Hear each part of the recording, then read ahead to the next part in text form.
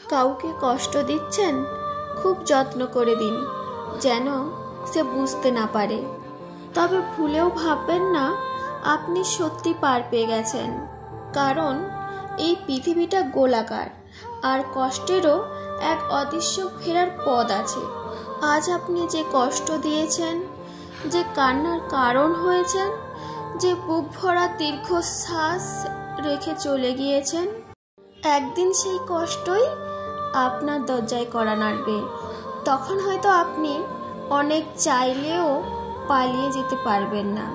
আপনি হয়তো আজ নির্দ্বিধায় কাউকে অপমান করছেন, তার বিশ্বাস ভেঙে দিচ্ছেন, তার ভালোবাসাকে তুচ্ছ করে দিচ্ছেন।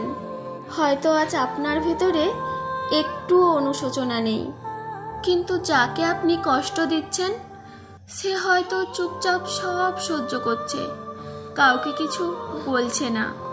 কিন্তু জানেন কি, রুহের হায় বলে একটা জিনিস আছে।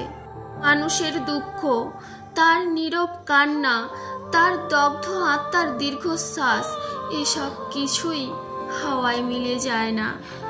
প্রকৃতি এগুলো জমিয়ে রাখে, সময় ঠিক ঠিকানায় পাঠিয়ে দেয়। আজ আপনি কারোর হৃদয় ভেঙে নিশ্চিন্তে ঘুমোতে যাচ্ছেন, ভাবছেন সব ঠিক আছে, কিন্তু সেই ঘুমের ভেতরেও একদিন অনুশোচনা এসে বাসা বাঁধবে। আপনার দেওয়া কষ্টগুলো একসময় আপনাকেই ঘিরে ধরবে, নিঃশব্দে, ধীরে ধীরে, ঠিক যেমনটা আপনি করেছিলেন কারোর সঙ্গে। আপনি জানেন না, কিন্তু এই মুহূর্তে হয়তো আপনার দেওয়া কষ্টের প্রতিধ্বনি তৈরি হচ্ছে।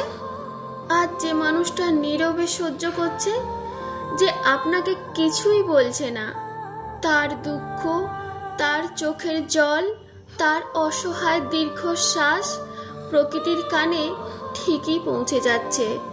আর প্রকৃতি সে নীরব নয়, সে ন্যায়ের জন্য অপেক্ষা করে। এমন একটা সময় আসবে যখন আপনি নিজেই নিজের কৃতকর্মের ভার সইতে পারবেন না, নিজেই নিজের কাছে অপরাধী হয়ে যাবেন।